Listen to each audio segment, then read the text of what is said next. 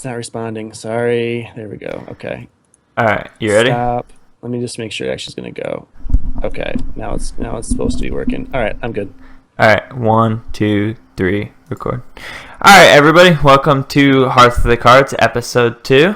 You can check us out at trinityforcenetwork.com. We are a Hearthstone podcast for the Trinity Force Network. Expect episodes from here on out to be up on Saturday mornings. Last week was a little weird because it is our first episode, and we should be up on iTunes by the time you listen to this, so feel free to comment, like, and subscribe. The only real piece of news is the Grand Tournament. It's on September 12th, so next Saturday. The tournament will be from 3 p.m. to 7:30 p.m. Eastern Time. Prizes will be announced, but they will be for first through third place. Entry is free, and all are invited to participate, and brackets will be determined by the number of participants. Expect best of 3 format for the earlier rounds, and you have to have, I guess, one of each class, so you can't bring 2 classes for your best of 3 or Conquest. And Valm will kind of tell you about Conquest format, which is what we're going to be using for the semifinals and the finals. Okay, so the Conquest format is a best of 5 in which each player typically brings 4 different classes, and each player is allowed to ban one of their opponent's classes. And the way it works is that you both randomly pick your deck from the classes that you chose, and so you don't know what your opponent has chosen, and you play it out.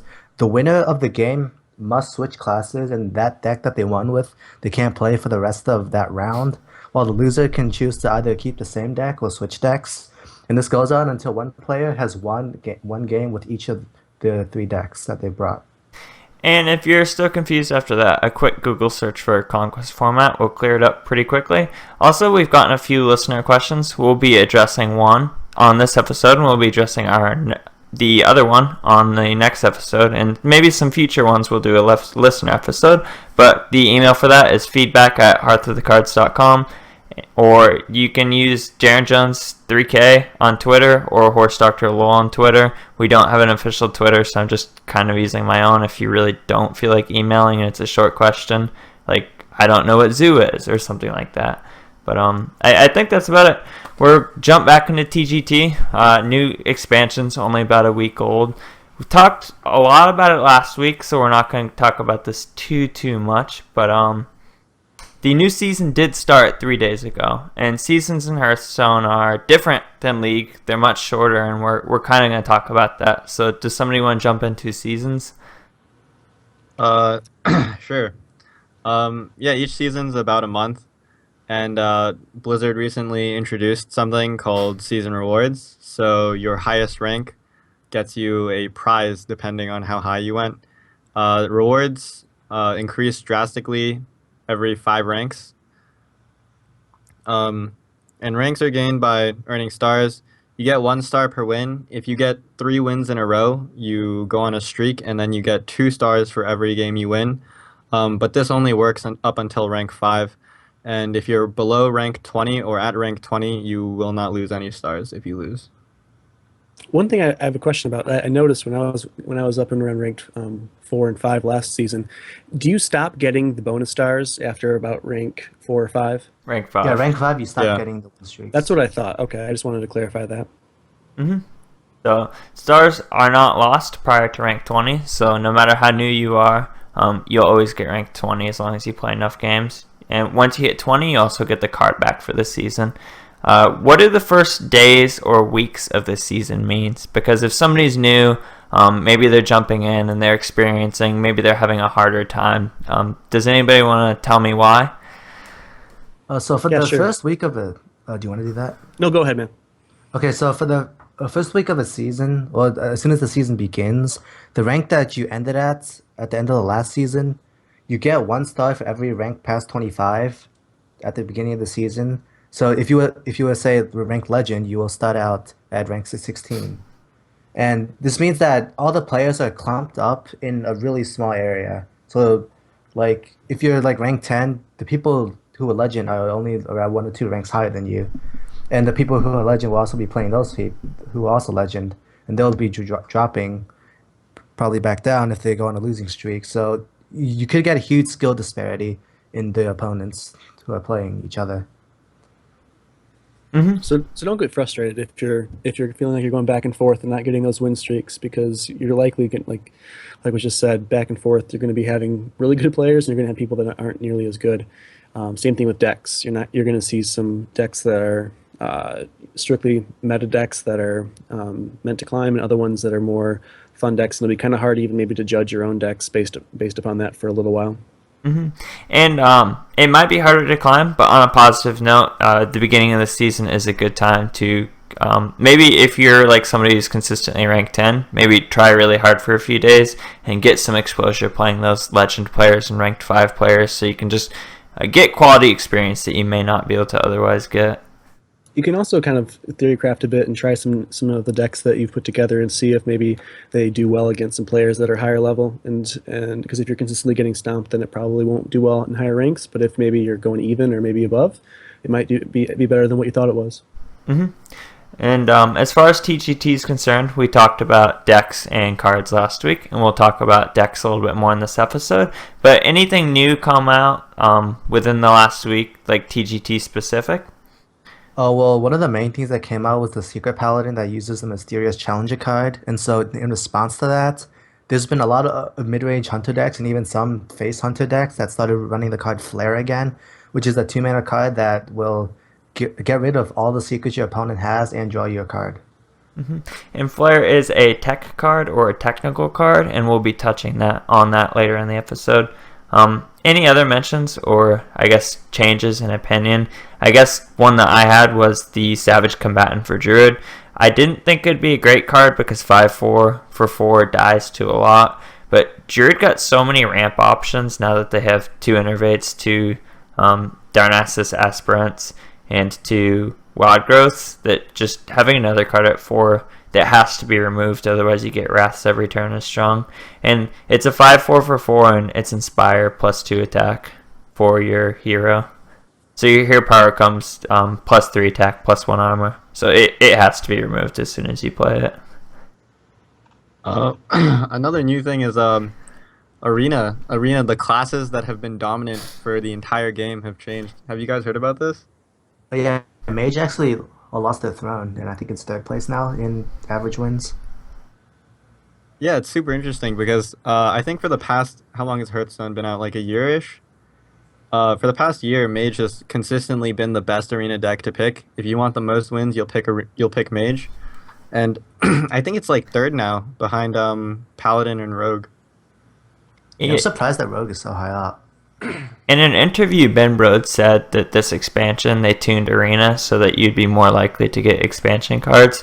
And I think that Mage is dethroned partially due to this, and more expansion cards means less class cards. And Mage was so dominant because their class cards were just so good. Yeah, Mage is really relying on Flame Strikes, and in my past few arena runs, I haven't gotten any. Yeah, same here. Yeah. Alright, so we're going to talk about the meta report. It's published by Tempo Storm every week. This will kind of be a 2-part newbie tip of the week. Kind of going to teach you on meta and how it pertains to Hearthstone. I'm sure you've heard of meta if you played League of Legends, if you played World of Warcraft, or a lot of other games. But it's kind of just what's played a lot or what's common. The Tempo Storm does publish that deck list, though. We'll post a link to it in the show notes, and we'll put it on Reddit. And they post, like, a lot of professional players post what they think the strongest decks are, like, every week.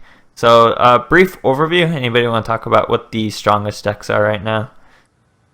Oh, well, currently on the Temple Storm meta snapshot in the tier 1 is Grim Pagan Warrior, Face Hunter, Hybrid Hunter, which are all classes that have been consistently at the top level on ladder. But joining them is the new Aggro Paladin with Secrets deck, with Mysterious Challenger, which is also made it into the tier 1. Wait, And can you elaborate on the Face Hunter? Just a standard Face Hunter, like with the charges and the Arcane Golems and Wolf Riders. That's still rank 1 or tier 1 according to Tempo Storm? Yep. That's pretty surprising because I've seen almost none of that deck in the past 2 weeks. I think it just counters greedy decks, and I think a lot of people are still trying to make greedy decks work. I think once people kind of fine-tune decks and start playing more standard, like mid-range with tech to counter aggro and stuff, Face Hunter will stop getting played as much again. or it won't be tier 1, tier 2 again.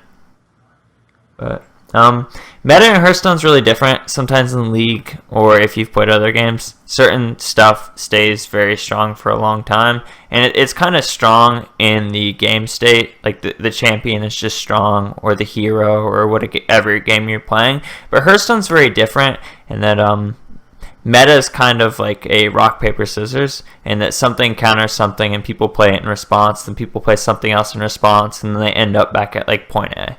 And a deck has to be very strong to stay at the top for a long time, because everyone will start playing counters, and they'll play counters to counters, and it's a vicious cycle. But does somebody kind of want to discuss that a little bit more, and why meta changes so quickly in Hearthstone? So basically, the way Blizzard designed Hearthstone is that each idea of a deck has a card that will completely counter it. So the more popular, all decks can be countered, and the more popular a deck is, the more people will want to counter it.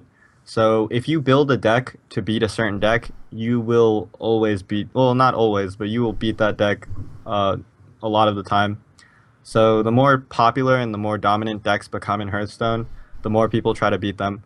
One good example of this is back in the beginnings of Hearthstone, Miracle Rogue was really, really popular, and people came out with deck after deck to try to beat it.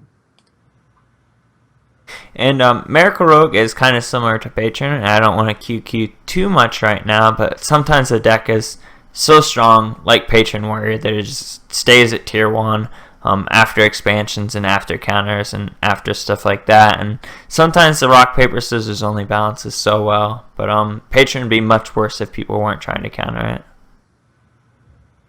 So I think that's about it. One of the biggest things to think about when you're kind of talking about meta is these cards that Alex talked about that counter other cards. So Harrison Jones and Black Knight and these technical cards, they kill secrets, they kill taunts, and they kill key components of these quote-unquote meta decks, and you put them in your deck to counter them. And this is our newbie tip of the week, actually. We're going to talk about technical cards, so kind of leading you into that. Anybody kind of want to cover basically what a technical card is before we jump into some of the specific ones? Yeah, sure. So basically, these cards are designed to gain an advantage versus a certain type of deck or a certain circumstance. And it basically will help swing the game back into your favor. So there's quite a few that are actually popular ones. Do we want to start with those? Yeah, Or let's go down the list. So the first one that we have for this pod is the Kazan Mystic, and this one counters secrets. It's a 4-mana cost. It's a 4/3, I believe. And what it'll do is it will take your opponent's secret, a random one, and it will place it into your possession. So that's really strong against Hunter and also Mage, and I've also been seeing it more because of the Paladin deck, which it won't do as much as well against the Paladin deck because there's so many secrets out there that it pulls out, but it's really good against Hunter and Mage. Yeah, Paladin secrets kind of suck. A lot of times, even if you steal a Paladin secret, if you end up with Repentance and a 4/3, that's like worse than Yeti, and Yeti's not even run that much. So, like, Kazan's really good against Hunter and Mage, and it's not bad against Paladin, but it's not as good. It's not ideal, no. Yeah. So Black Knight is also another one. That one is, I believe, a 6-mana cost, and it is a 4/5. And it counters taunts. It destroys a taunt minion on the battlefield. And so if you're going against like a stall or a control deck, or against Druid, then it's really popular against those. When Naxxramas came out, then Belcher was really strong, and it still is, but that was like one of the biggest cards out of that set, and that was when that was played a lot. But it's not now that it is a faster meta, then it hasn't been played quite as often. And Black Knight is correct me if I'm wrong, I haven't seen it in a while, 4/5 legendary minion, and it costs 6 mana. And we're actually going to talk about Black Knight in our lore section, so stay tuned. So then for the next one is Big Game Hunter, and that is a 3 cost, and it's of mana, and it's a 4/2, and it will destroy a minion of 7 attack or higher. and it's anything that's non-aggro. You want to play like a deck that's non-aggro. You want to play this card because it's really good against Doctor Boom, and also too against if the control decks are having like Alexstrasza and that sort of a thing. Next is Harrison Jones, 5 mana cost, or is he 6? I can't remember off the top of my head. He's 5. He's 5. 5, and he's a 5/4, correct? Yep. And Legendary. He's a legendary. Yep, and he will destroy your opponent's weapon, and based upon the weapons, based upon how many charges they have left, that's how many cards they'll draw. And so, it helps to help you draw cards, but also it's good against Warrior because it'll slow down the patron because it'll take out their weapons to be able to help build the board with that. And then also it's good against Paladin meta too because when you pull out, they run a lot of weapons right now in the current meta. Somebody else want to jump into mind control tech? Yeah, I can do Mind Control Tech. So Mind Control Tech is a 3 mana 3/3, and its battle cry is if the opponent has 4 or more minions on the board, you get to take a random one. And so it's really good when people are playing more aggressive decks where they want to flood the board. One big time it was used was when GVG was introduced and Doctor Boom came out. Because Doctor Boom by itself is basically 3 minions, a lot of the Druid decks started to run Mind Control Tech because if they had another minion out and then they played Doctor Boom, they would have 4, and there was a good chance you could take something good, maybe Doctor Boom, if you're lucky. So those are like the specific things. Like Big Game Hunter specifically counters 7 health minions, Black Knight specifically counters taunts, and Mystic specifically covers secrets. There are less, I guess, specific cards that are still kind of technical cards, but they're meant to counter certain things. So Valm, do you want to kind of talk about taunts and heals and specific things like that may counter aggro or control? Oh, well, there's 2 main cards that people play as taunts or heals, and that would be Sludge Belcher, which you obtain from Naxxramas, and Antique Healbot, which you obtain from GVG packs. And both these cards serve to stall aggro in some way because 1, Sludge Belcher is a taunt, and 2, it's a sticky taunt because it'll spawn a slime that also has taunt afterwards. And Antique Healbot is just your standard heal yourself and play a small minion on the board. And both of these are typically played in slower decks in order to have aggro stall, and so you can play your bigger and more valuable drops and not get overrun by their flood of small minions or just get rushed down in the face. Yep, I think that is about it. I think we're going to jump into a arena draft. That's about it for technical cards. Sometimes you see double BGH if the meta is really greedy, double Healbot if you really need heals, and sometimes outside of meta, just certain decks need to run taunts or heals to kind of fit the deck. Healbot and Handlock's a good example of that. And Alex, would you kind of like to maybe talk about some of the decks that have to run Healbot regardless of the meta? Yeah, so there are decks that end up taking a lot of damage, usually. Well, not usually, but a lot of the times they're kind of decks that are slower and they wait until late game to start to activate their cards.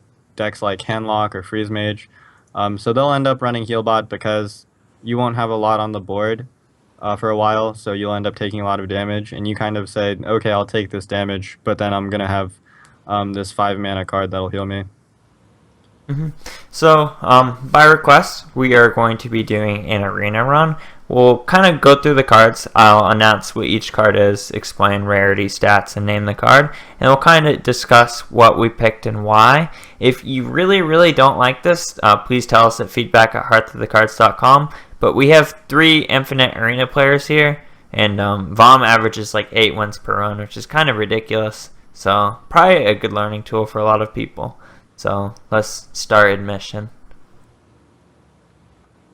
So we have 3 classes. We have Uther Lightbringer, Paladin, Valera, can't even read that, Rogue, and Malfurion Stormrage, the Druid. As far as arena is concerned right now, Paladin and Rogue are the 2 strongest classes. Druid isn't bad, but it's draft dependent. As far as difficulty is concerned, Paladin is probably the easiest. Rogue is probably the hardest out of the three. I'm probably going to go with Paladin because I'm not too familiar with Rogue drafts. Paladin's a great class. It was I think it was second before TGT came out, with all the good GVG cards. So our first pick, we have Cold Light Seer. It is a 3-mana Murloc. Usually you don't pick Murlocs in Arena, so we're not going to talk about it too much. Angry Chicken, once again, a card I've never picked this card in Arena. So hopefully you never have to pick Angry Chicken either. And we have Mana Wraith, which is a 2-mana 2/2, and it makes all minions cost 1 more. I will explain cards more in this draft, but just it's a Murloc and Angry Chicken. So what do you guys think? I'll probably go with a Mana Wraith. Yeah, definitely Mana Wraith. Yeah, I think this is a no-brainer. So Yeah, the Mana Wraith can, like, if you coin it out, it can mess up your opponent's turn 2. While the other two just don't really have much stats and don't do anything. And sometimes when you're playing a deck and you're really far ahead, you can deny Sunwalker turn 2. So Yeah. next 3 cards, we have Ship's Cannon. It's a 2-mana 2/3, and when you summon a pirate, deal 2 damage to a random enemy. Not too relevant in Arena because it's not very likely you'll get a lot of pirates. We have Dragonling Mechanic. It's a 4-mana 2/4, and the battle cry is summon a 2/1 mechanical Dragonling.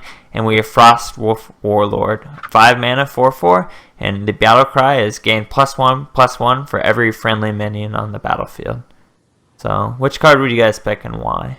I'd narrow it down between Ship's Cannon and Frostwolf Warlord because Dragonling Mechanic is pretty underwhelming and not many stats for 4 mana. Yeah, I'd probably go with Frostwolf because its battle cry is really good with your hero power, which kind of 2 mana summon a 1/1. So usually you'll have a lot on the board if you're ahead. Yeah, Paladin decks tend to flood the board, and Frostwolf Warlord works great with type of strategy. Alright, so let's go with the Warlord. So next 3 cards, we have Hammer of Wrath. 4 mana, deal 3 damage, draw a card. We have Seal of Champions, give a minion +3 attack and Divine Shield. And we have Antique Healbot, which we just talked about. 5 mana, 3/3, battle cry, restore 8 health to your hero, and it is a mech. I would probably go with a Hammer of Wrath here because dealing 3 damage is removal, and it also just cycles itself, so it doesn't lose you card advantage, which is really important in Arena.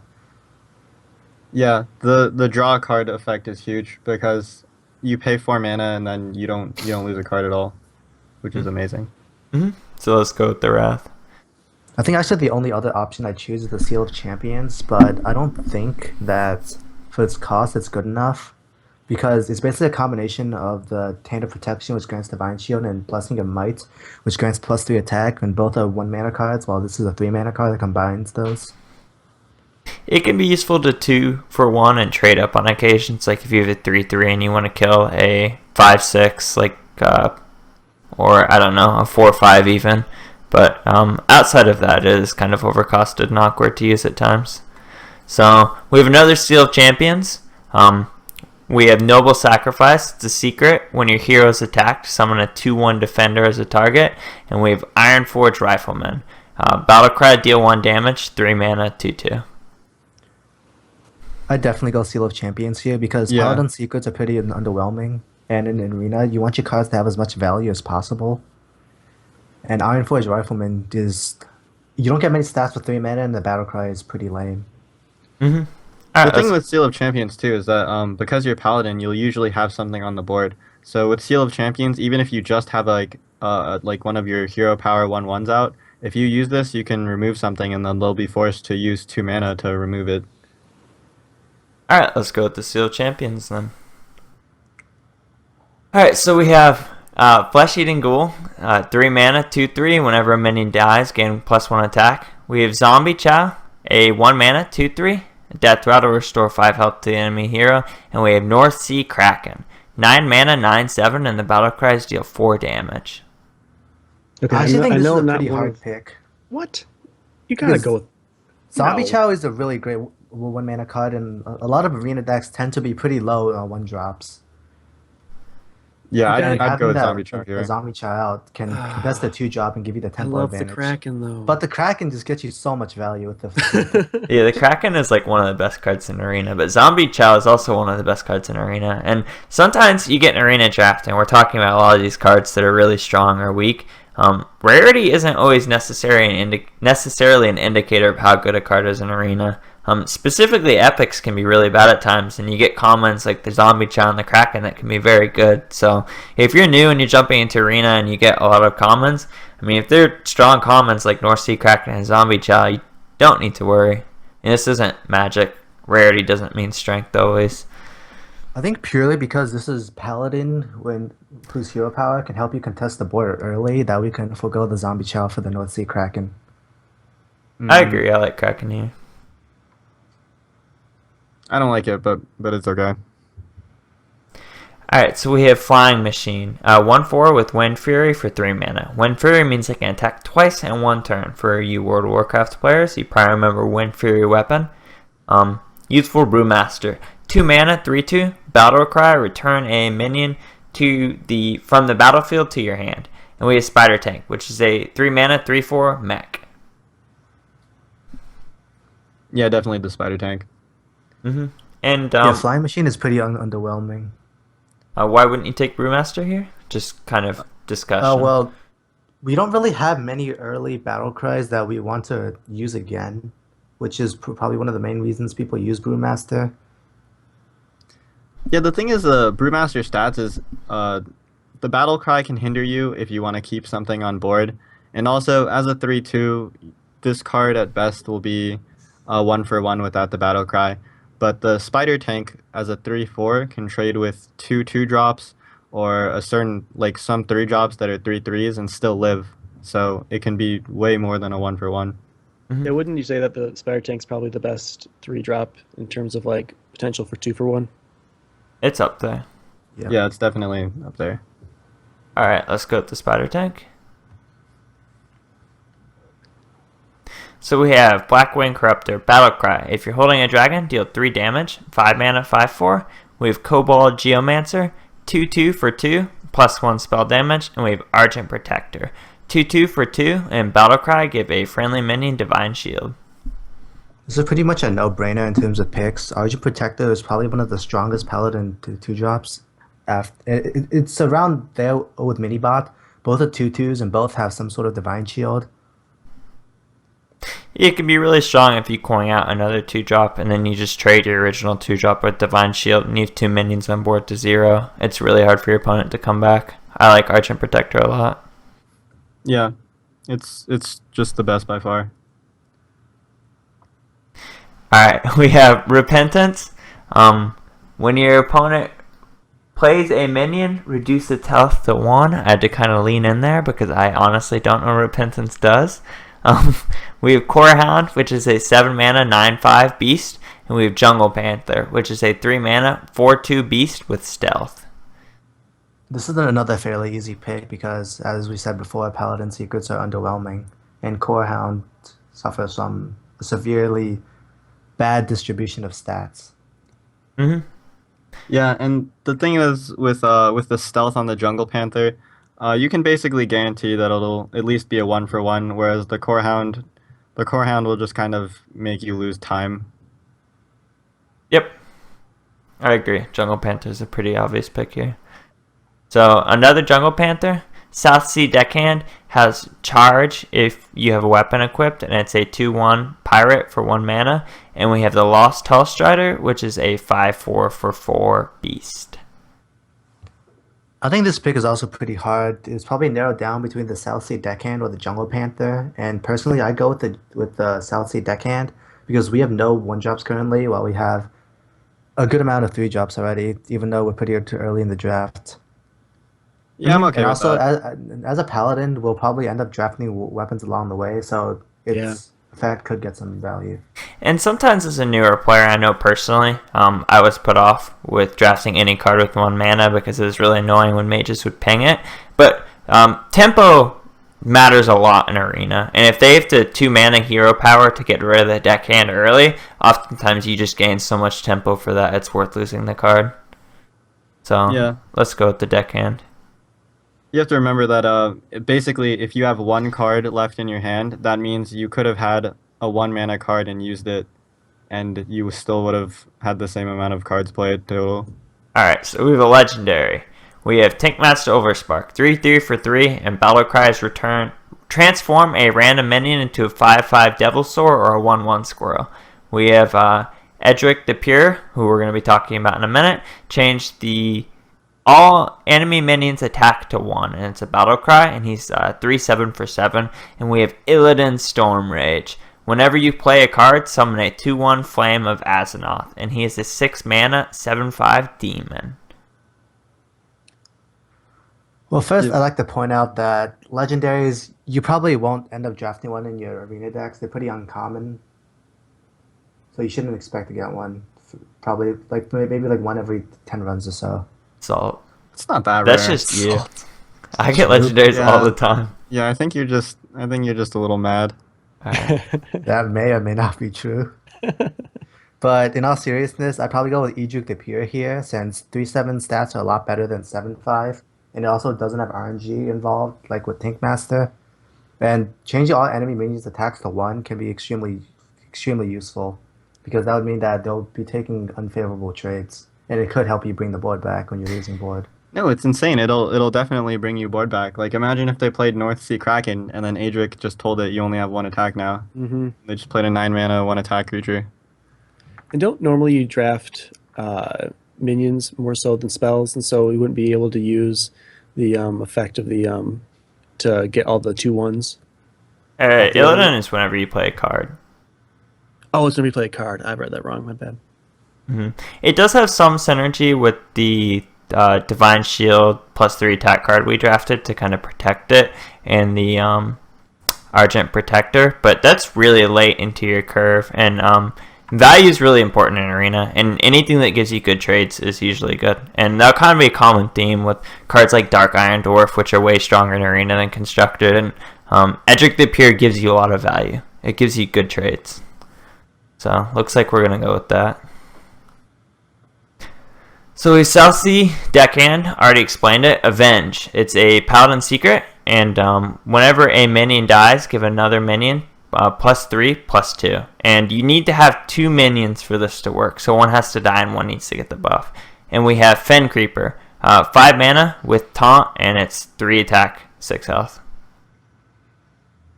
I would probably go with the Fen Creeper because it just has the most value of all the cards listed. Really? I would take Avenge. I love Avenge. I'm personally not a fan of Avenge because the +2 is usually, like, if you play it early game, it ends up going onto the Silverhand recruits, and 3 health is really easy to kill. I don't know. Avenge is just a 1 mana card, and usually I don't, like I said before, you don't really run out of all the cards in your hand. So sometimes I like it. Also, like, as a paladin, you have things dying constantly, so you'll definitely activate it. And finally, if you draft a Mad Scientist, or nowadays Mysterious Challenger, you'll get a lot of value out of it. But I think Fen Creeper is also definitely a viable pick. Currently, our curve is pretty high, so we should. So I personally want to get taunts in order to preserve our life, so we can play our high cost minions. I like Fen Creeper with Edric tier 2. Like, it can be a really good wall. And we do have a high curve. I would go with the Fen Creeper probably. You can even argue Deckhand in case we draft a weapon just for board impact to keep us in the game. If we're behind and we play Avenge and they just go face, it doesn't do anything. So I'm with Valm. I would say, Chris, what do you think? Yeah, with the curve being higher, I would say the Creeper as well. Even though I do like Avenge. All right, so 3-1, Creeper it is. All right, we have Raging Worgen. 3/3 for 3 in Rage, gain Wind Fury and +1 attack. Draconoid Crusher, 6/6 for 6 dragon. If your opponent's at 15 or less health, gain +3/+3. And Stormwind Champion, 6/6 for 7, and your other minions have +1/+1. This is not a battle cry, so it has to remain on the board for it to work. Yeah, I think this one's pretty easy. Definitely the Stormwind Champion, since Paladin has a lot on the board thanks to its hero power. I agree. Stormwind gets a lot of you could value in argue Paladin. for Draconid as well, though, since we have a 6-drop Void right now. But Um, Stormwind is so good in Paladin that probably not. Mhm. Yeah. 6 is similar to 7 too. 1 through 5, I worry about my curve a lot. When you kind of get into that late game, sometimes like 6, 7, 8 doesn't matter as much as like 2 to 3 or 3 to 4. Yeah, that's why Blizzard's smart with it. They know that, so they group everything above 7 mana into the same column. Because once you're in that late game, you kind of just play whatever. I would go champion. So next pick, Ice Rager. 3 mana, 5/2.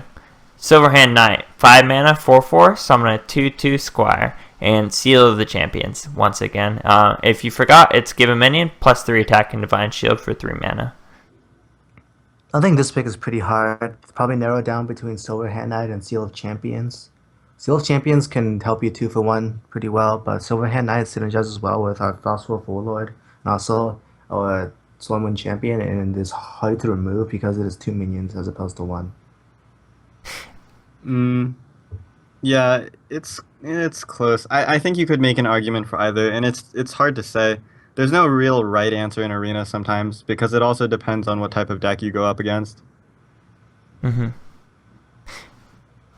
don't know. I would go Seal and hope that we draft more 2s. Because we already have 2 minions to play on 5. Yeah, I think Seal is solid as well. Yeah, that's fine.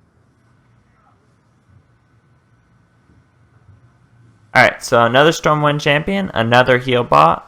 If you forgot about heal bot, since it's been a few turns, 5 mana, 3/3, Battlecry, restore 8 health to your hero, and a Scarlet Crusader. 3 mana, 3/1 with Divine Shield. I'm actually not sure about this because we have a bunch of late game drops already, and we're not even halfway through the draft yet. But we also have a lot of 3s. But I would probably go with Scarlet Crusader because we're pretty low on early drop minions, and a lot of our 3s are spells. Yeah, our late game's pretty heavy, and with 17 cards left, with like an average distribution, it would kind of end up bad for us unless we got lucky. Yeah, I'd go Scarlet as well. Avenge, Salty Dog, 5 mana pirate, 7/4, and a Direwolf Alpha, 2 mana, 2/2, and adjacent beast. So any cards next to it have +1 attack. I'd go say this is a Direwolf. toss-up between Avenge and Direwolf Alpha. We need 2s. Direwolf gets value in Paladin, and it's good with taunts. Yeah, Direwolf is great with the tokens that Paladin can spawn.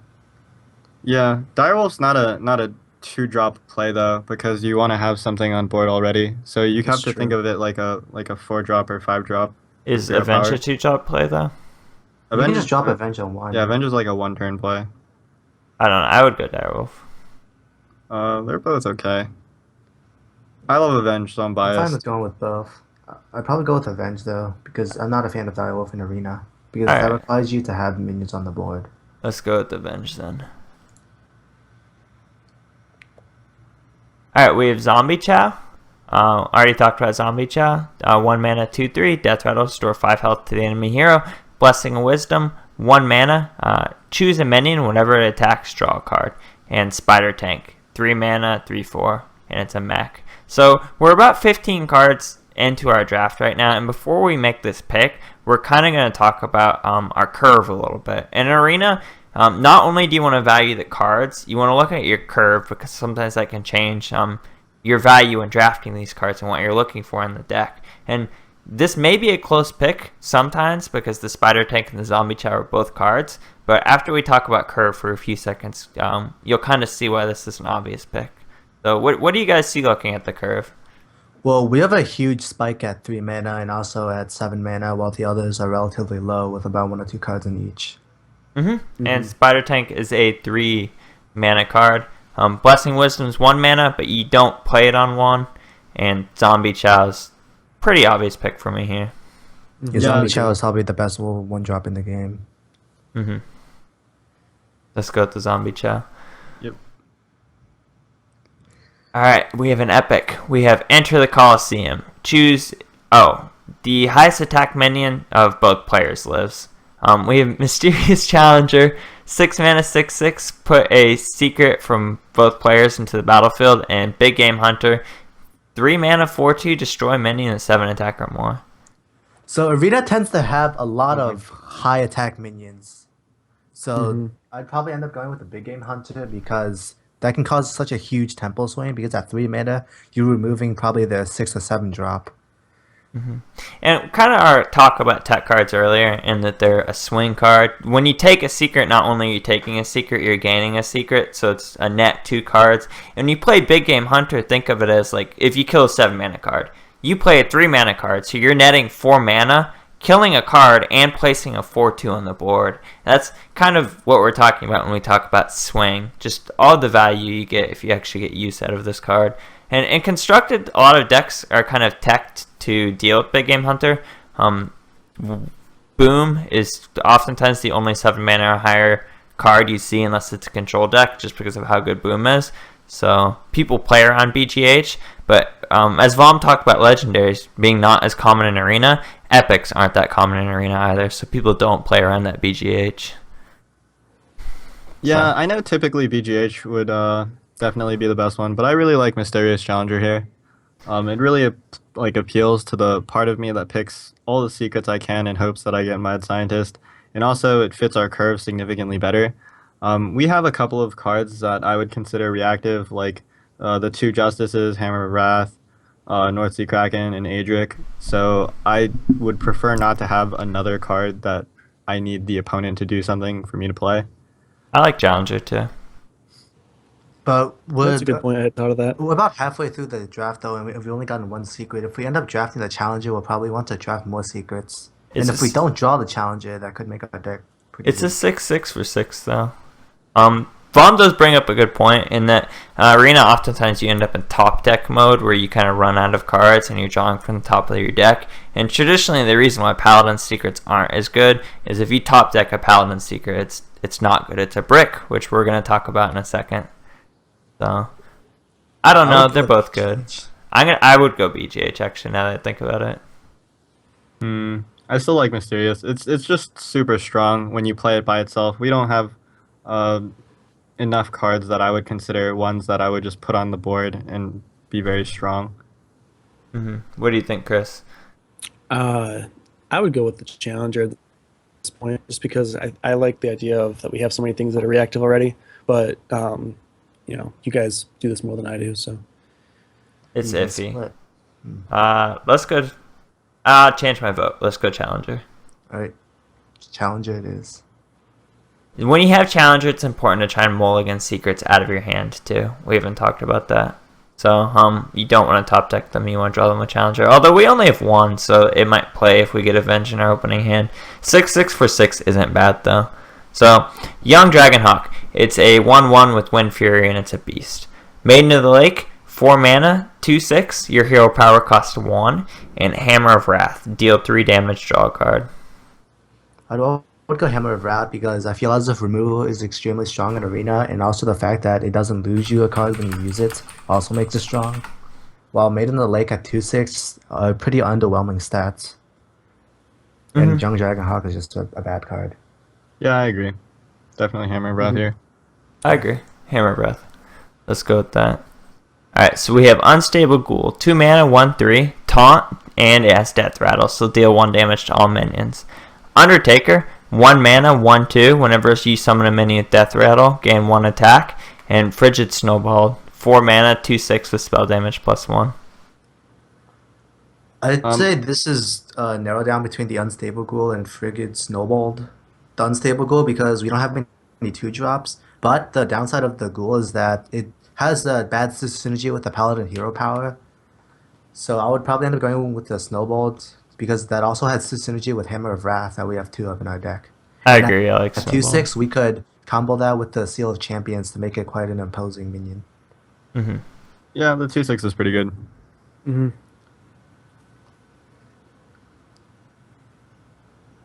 Alright, at 19 we have 19 cards. We have Argent Lance, 2/2 for 2. Joust, we'll talk about Joust another time. if you win the joust, you get +2 durability, so it becomes a 2/3 for 2. +1 durability. +1 durability, I'm sorry. 1 mana, 2/4, injured cadaver, but battle cries deal 3 damage to this minion, so it becomes a 2/1. And Holy Wrath, 5 mana, draw a card, and deal damage equal to its attack. Weapons are really strong in Arena, so I think you just pick Argent Lance. Yeah, the Argent Lance, and we don't have any Molten Giants to mess around with Holy Wrath. Plus, we have a deckhand too. So let's go with the Argent Lance. The reason Holy Wrath isn't as good as Hammer of Wrath, even though it seems like the effects are very similar, is because in Arena you only get 3 losses. It's not like the Holy Wrath is a big investment, and it can lose you the game if you end up picking up a low mana card. So you don't have the number of losses to afford to take chances like that. In Constructed, you can do very well at the 55 or 60% win rate, and that's what a lot of people get on their way to Legend. But if you want to get Infinite Arena, you have to get to the point where you can win about 70% of your games, and that involves a lot more value plays and smart plays and a lot less gambles. So, in this pick, we have Direwolf Alpha. It's a 2/2 for 2 adjacent beast. Adjacent minions have +1 attack, and it is a beast. We have Hungry Dragon, which is a 4 mana 5/6. Battlecry, summon a random 1-cost minion for your opponent, and we have another South Sea deckhand. Definitely the Hungry Dragon. It has a lot of stats for 4 mana, and 1-drops tend to be underwhelming, so you could probably take care of it pretty easily. I agree. Yep, Hungry Dragon. Alright, Solemn Vigil. 5 mana, draw 2 cards. Costs 1 less for every minion that died this turn, and it's only your turn. So, whatever you do once the turn is passed to you. Humility, change a minion's attack to 1, and War Golem, which is a 7/7 for 7. Cloud9, 7/7/7. Alright. Oh, well, we have no draw besides the Hammer of Wrath, and Humility is a pretty weak card. So I would probably go with the Solemn Vigil. War Golem at 7/7 for 7 is pretty underwhelming, even though it is a big drop. So I'd say Solemn Vigil because it'll probably do the most. I agree. Yeah, I agree. And That's what I was with thinking too. Solemn Vigil in mind, I would just remember that for the last 8 cards to draft lower mana. Alright, another Draconoid Crusher, 6/6 for 6. Dragon, battle cry for your opponents, 15 out their last game, +3/+3. Tournament attendee, 1 mana, 2/1 with taunt, and Evil Heckler, 4 mana, 5/4 with taunt. I like Heckler here. Draconoid is okay. I'm actually too. not a fan of Evil Heckler because you'll probably run into a lot of 4-attack minions, say that like the Jungle Panther at 3 mana, or even True Silver Champion, or Flame Cannon. So I'd probably end up going with the Draconoid Crusher because it's harder to kill and requires higher damage removal like a Fireball as opposed to a 2-mana card like Flame Cannon. Yeah, I'd go with Draconoid too. But now like the urgency to pick low mana cards increases even more since we only have 7 cards left to pick. Alright, let's go with Draconoid. So we have another Direwolf Alpha. We've Shielded Minibot, 2/2 for 2, a mech with Divine Shield, and another Jungle Panther. Shielded Minibot is just like the best 2-drop in the game. Yeah. This is a So snap good. for me. Minibot's really strong. I'll be right back. You guys can run through the draft. So the next 3 cards are Mech Warper, which is 2 mana 2/3, and your mechs cost 1 less. We have Clockwork Gnome, which is a 1 mana 2/1, whose death rattle is add a spare part card to your hand. And we have an Ice Rager, which is 3 mana 5/2. Personally, I would go with the Mech Warper here because we're pretty low on 2-drops, and we also have a decent amount of mechs. So if we play it, we could possibly get value out of it. While Clockwork Gnome at 1 health can die to a variety of things, such as like a mage or druid hero power, or just a 1/1 recruit from Paladin. Yeah, Mech Warper is really strong. It's also a big threat, which make people burn their removal early, so definitely pick Mech Warper. Our next 3 are Tuskar Jouster, which is a 5 mana 5/5, and Joust, if you win it, restores 7 health to your hero. We have Outdoor Peacekeeper, a 3 mana 3/3, whose battle cry is changed and enemy minions attack to 1. And we have Dragon Egg, which is a 1 mana 0/2, which whenever it takes damage, you summon a 2/1 whelp. I would probably pick the Outer Peacekeeper here because 3 mana for 3/3 is a good stat line, and its battle cry is insanely powerful because it can neutralize a big minion into a small minion that only has 1 attack. Yeah, we Yeah. talk about the potential to go 2-for-1, and Outdoor Peacekeeper and Shielded Minibots are cards that you almost always draft because of that. They have a very high potential to take out 2 of the opponent's cards for just them. So our next picks are Clockwork Knight, which is the 5-mana 5/5. Give a friendly mech +1/+1. Micro Machine, a 2-mana 1/2, which at the start of every turn it gains +1 attack. And we have Blessing of Might, which is a one mana spell that gives a minion +3 attack. I'd say this is a choice between the Clockwork Knight and the Micro Machine.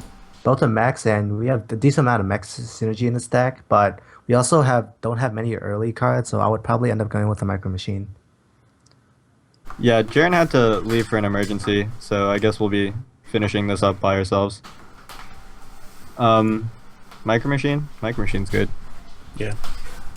Our next cards are Seal of Light, which is a 2-mana spell. It restores 4 health to your hero and gives you 2 attack for this turn.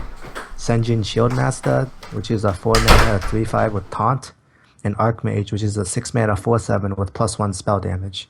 I would go with the Senjin here because it's a lower costing card, and it can also stall aggro because it has Taunt, and at 3/5 stat line, it will probably go 2-for-1 if you can play it on turn 4 to deal with the 2 or 3 drops. Yep. It also makes our curve a lot better. If you guys notice, our 2-mana and 3-mana, the amount of 2-mana and 3-mana cards we have are significantly higher than in Constructed. But that goes back to earlier, like we're saying, it's really important to be consistent in Arena. And even though like you might not get the best cards for your mana, it's kind of important that you just have the consistency to draw the 2 drops and 3 drops. So we're going with Senjin. Yep. Yeah. Our next picks are Seal of Champions, which is give a minion +3 attack and Divine Shield. Stormwind Knight, which is a 4-mana 2/5 with charge, and Cavalder Raider, which is a 5-mana 4/4, who's inspired, gives you +2/+2. I would go with probably the Cavalder here because that card can snowball out of control, and can be the own condition in an arena, which typically does not have a win condition. Yeah, Cavalder's really strong. I think it's way better than the other ones. The Cavalder. Yep. Chris, any thoughts? I agree. Every time I've seen that one, I've been terrified. So It's just a really scary card. The artwork's scary, the effect's scary, Yeah. the stats are scary. you pretty much have to get rid of it right away, or it's going to get out of control. So we have some more epics. We have Doomsayer, which is a 2-mana 0/7. At the start of your turn, destroy all minions. We have Quartermaster, which is a 5-mana 2/5, which gives you Silverhand Recruits +2/+2. And we have Crowd Favorites, which is a 4-mana 4/4 that gains +1/+1 for each card with Battle Cry that you play. Yeah, we don't have that many battle cries. 4/4 is okay for stats. We actually have a decent amount of Battle Cries. We have Argent Lance, Argent Protector, and the Elder Peacekeeper. and Argent the Lance Hungry counts? Dragon. Yep, it's Well- a card with Battle Cry. That's 3 cards out of 30. I don't think But it's yeah, like I'd probably go with the Quartermaster enormous because amount. that could work well with Silverhand Recruits. yeah, Quartermaster. As long as you have 1 hero power out, it'll basically give you the stats for your mana. So Quartermaster. And that's our deck. Yep, it's actually a pretty good deck. So looking back on our deck after we finished it, at about halfway we had a really low amount of twos and low drops, and so our goal was to drop more low drops as we were going, and fortunately we were able to do that. The only problem with our deck is we lack AoE, such as Consecration, or strong weapon removal, such as True Silver Champion. But our minions are pretty good. We have the potential to go 2-for-1 a lot of the time. So I'd say this deck should be able to go at least 7 wins. Yeah, and the thing is our 2 and 3 mana creatures are just very strong. So even though we don't have board clear, there's a good chance that we don't lose board. Period. So it's not bad. So that about does it for our arena run. We will move on to vocab, which was a listener email that we were sent in because they were unsure about some of the terms that we had used. So starting off, our first term is brick. Does anyone want to describe what a brick is? Yeah, I'll do that. So basically, that's just when you draw something that's not going to be useful. So let's say we talked last time or earlier about Harrison Jones, which is the one that can take out a opponent's weapon. If you're playing the mage and you have Harrison Jones, then it's not going to be nearly as useful as if you were playing against a warrior or a paladin. So it's not like it's basically when you draw a dead card, it'll still be fine in the sense that you could drop it for a 5/4, but it's not going to be it's not the amount of mana that you're using for it is not going to really match up to what you're getting out of it. Yeah, All right, that's our a next term is good Zoo. We mentioned Zoo as our deck of the week. Does anyone want to touch on what Zoo is? Yeah, I was around when Zoo was created. Zoo is basically a warlock deck, and the goal is to flood the board and to maintain board control and keep whittling you down until you're dead. The reason it's called Zoo is because when it was first made, it was almost all creatures, and it was all very low mana creatures. So it was kind of like um, the warlock took you to the zoo, and you got to see all these demons as they would like try to bite your face off. So next we're going with two terms that are types of decks. We have control and we have aggro. Does anyone want to go through what control or aggro is? Yeah, control is a deck type that aims to kind of just control the board, as in like keep it clear and have really strong late game threats and late game removals. Usually because a lot of their cards are for the late game, they'll have cards like we talked about earlier, like the anti Keelbot, because they kind of by playing that deck type, they've kind of accepted that they might get beat on by some of the more aggressive decks. But they have so many good cards in the late game that they hope to win anyways. Yeah, and one of the most popular control decks is the Control Warrior, which controls the board early with their weapons such as Fiery War Axe and Deathspite. They have the health gain from their hero power, which gives them +2 armor, and also shield blocks and shield maidens. Yeah, people really don't like the Control Warrior, especially because it costs a lot of dust to make. So a lot of new players don't have the money to play that deck. So it can be pretty frustrating. And next we have aggro. Who wants to go through what aggro is? I can do that one. So basically, this one is aimed to just try to finish the game as quickly as possible. So there's not a lot of draw mechanics to get more cards. It's more just trying to do as much damage as possible, and you try to do that by turn 6 or 7, because that's usually when it kind of runs out of steam. So the most popular one we mentioned earlier in the pod, which was Face Hunter, and that just it aims to consistently apply damage to the face every single turn with hero power and low cost minions. Another one that I had played last season was Mech Mage, and that one's pretty aggro as well, and you're just trying to basically win by 6 or 7. All right, that about does it for our vocabulary for this episode. Our last segment was going to be the deck of the week, and Alex will run you through his deck, which is Mill Druid. So this is a deck that is very near and dear to my heart because it's just so fun to play. It's called Mill Druid. I don't know how we like normally put the picture up. I guess we just put the deck list up as like a picture or something, unless you want me to read out every card. We'll just put it on the subreddit later. Okay.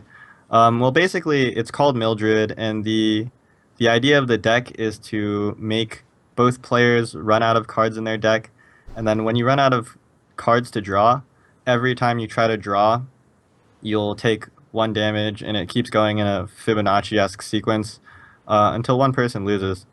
So this deck is really interesting. It runs cards that are unorthodox in Druid, like Naturalize and Poison Seeds. Naturalize destroys a minion and lets your opponent draw 2 cards in exchange. Poison Seeds destroys all minions and replaces them with 2/2 trees. So the idea of the deck is that it doesn't really matter if you're 1 card in his hand or 10 cards in his hand. If he's playing all of his mana every turn, it's okay for him to have the extra cards. And also, because this deck has a lot of cards that will make both players draw cards, like Cold Light Oracle, Dancing Swords, Grove Tender, A lot of times they'll have close to 10 cards, and because you can only have 10 cards in your hand, they'll end up burning cards from their deck. So a deck like Patron Warrior that relies on all of its cards to win, if you can burn off that Thorison or if you can burn off some Frothing Berserkers, they'll have no way to win. And finally, it runs Tree of Life. Tree of Life is a 9 mana card, and its effect is it restores both players back to 30 health. So it kind of resets the entire game besides mana.